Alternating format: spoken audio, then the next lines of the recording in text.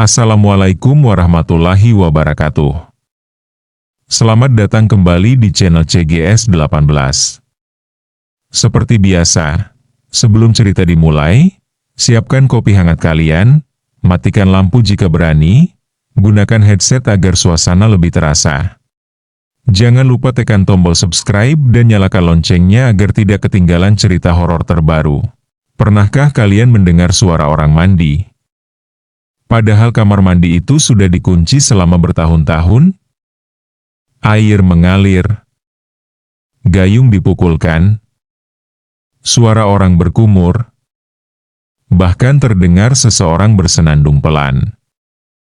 Yang lebih mengerikan, saat pintu akhirnya dibuka, tidak ada siapa-siapa.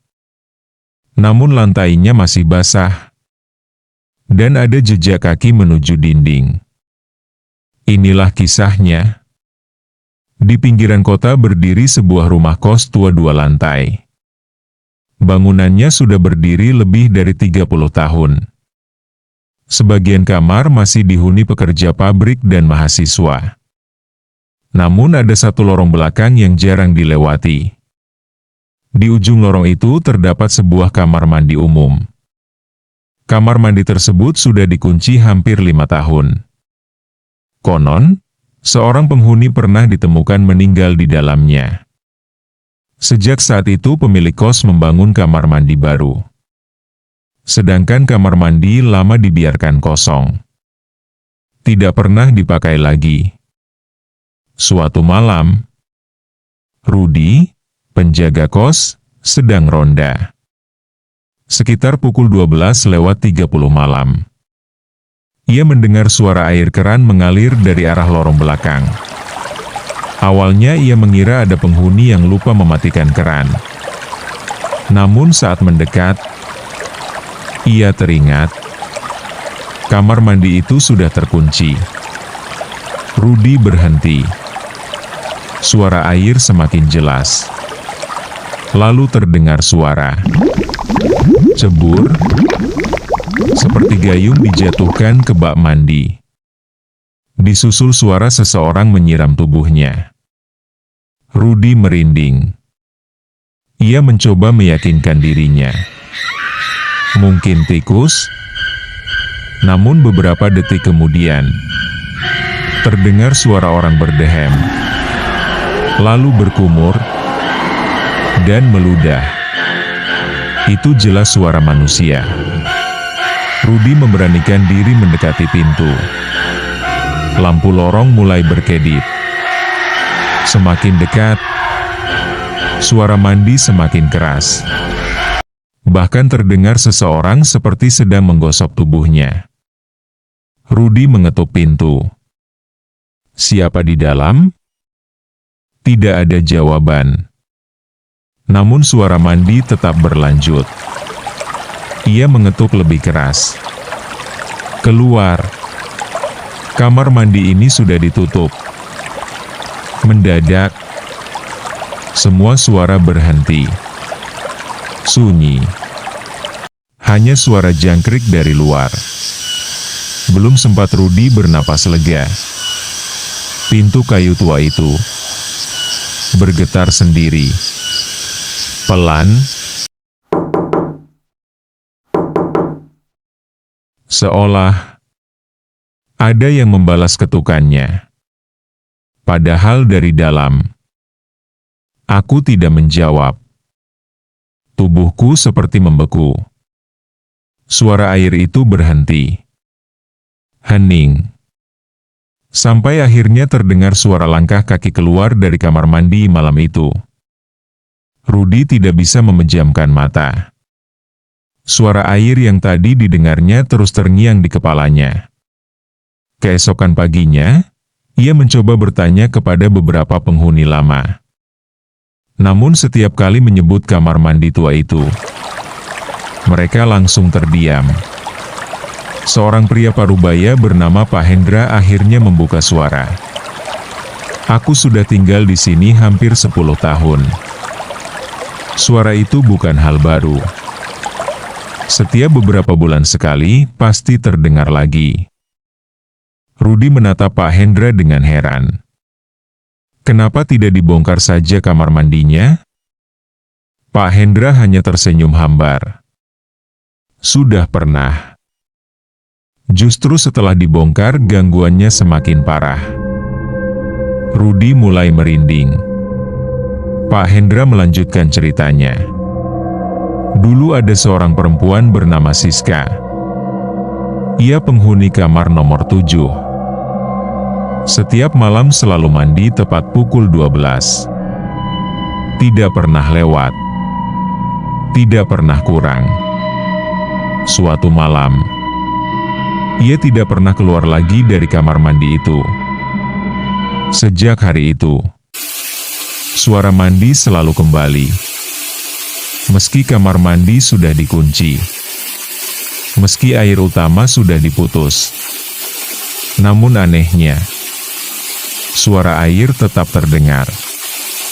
Seolah ada seseorang yang masih mandi di dalamnya. Rudi mencoba tertawa.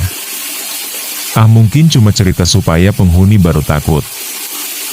Pak Hendra hanya berkata pelan. Nanti malam, kalau mendengar suara perempuan bersenandung, jangan pernah menjawab. Ucapan itu membuat Rudi tidak tenang sepanjang hari. Ia mulai memperhatikan lorong belakang.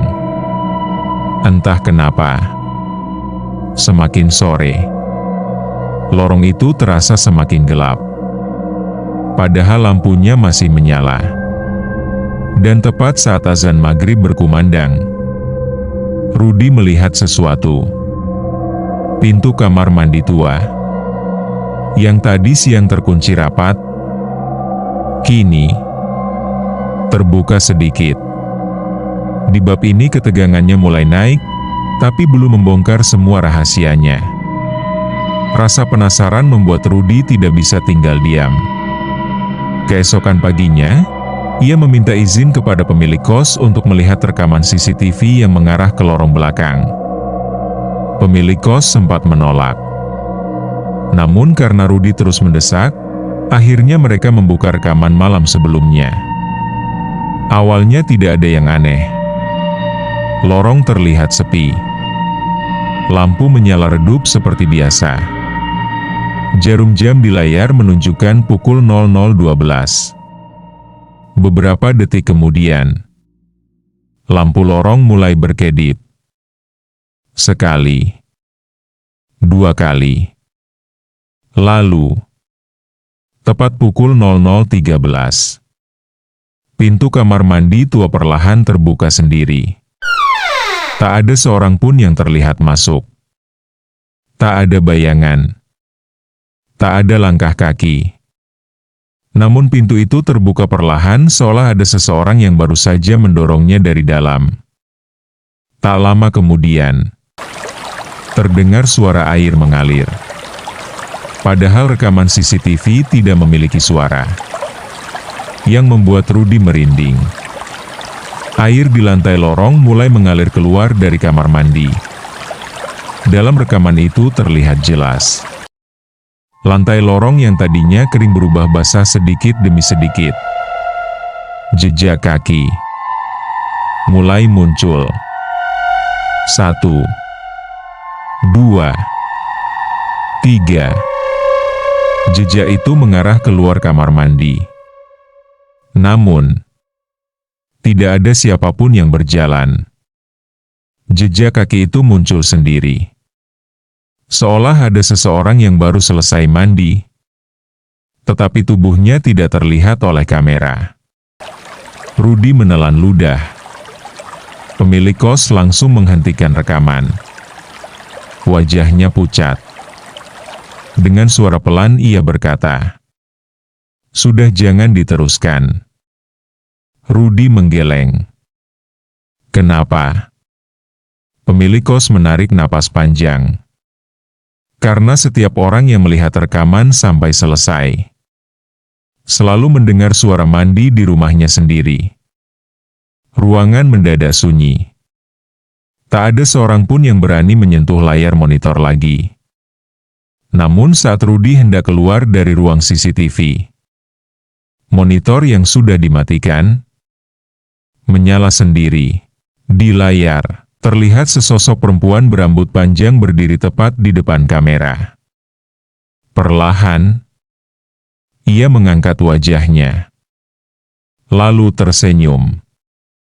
Sejak melihat rekaman CCTV itu, Rudy mulai sulit tidur. Setiap malam, tepat pukul 00.13, suara air kembali terdengar. Kali ini bukan hanya dari lorong belakang.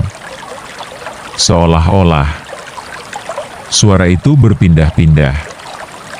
Kadang terdengar dari atas plafon, kadang dari balik dinding kamar. Bahkan, pernah terdengar tepat di depan pintu kamarnya.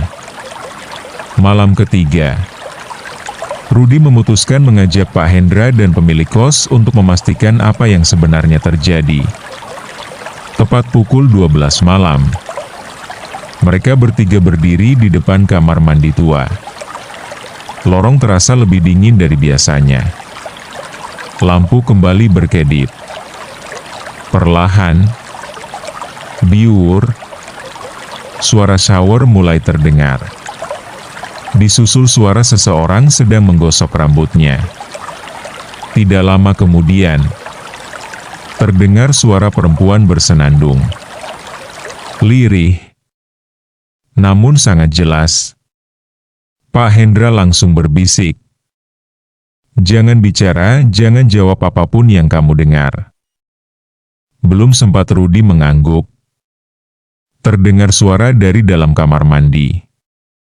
Suara seorang wanita. Lemah, seperti sedang menangis. "Tolong bukakan pintunya." Rudy refleks melangkah maju. Tangannya hampir menyentuh gagang pintu. Namun Pak Hendra langsung menarik lengannya. "Jangan. Apapun yang terjadi, pintu ini tidak boleh dibuka." Rudy bingung. Kalau memang ada orang di dalam bagaimana? Pak Hendra menatap tajam. Kalau yang ada di dalam itu manusia, kenapa selama 5 tahun tidak pernah keluar? Ucapan itu membuat bulu kuduk Rudy berdiri. Beberapa detik kemudian, suara tangisan berubah menjadi tawa. Pelan, lalu semakin keras. Tawa itu bergema memenuhi lorong. Lampu padam. Lorong menjadi gelap gulita. Saat lampu menyala kembali, pintu kamar mandi sudah terbuka lebar. Namun, di dalamnya kosong. Yang terlihat hanya lantai penuh air, dan sebuah gayung tua yang bergerak sendiri. Seolah baru saja digunakan seseorang.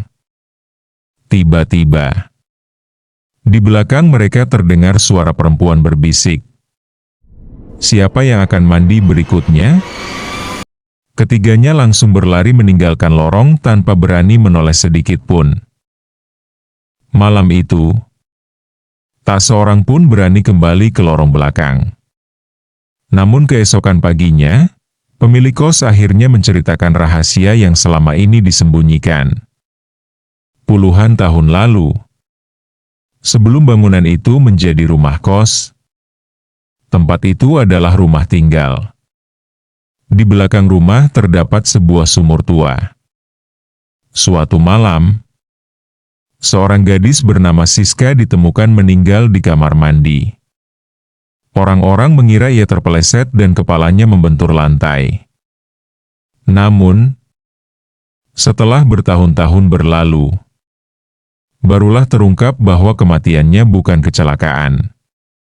Ia menjadi korban seseorang yang tidak pernah ditemukan. Sejak saat itu, setiap malam, tepat pukul 00.13, suara air selalu terdengar.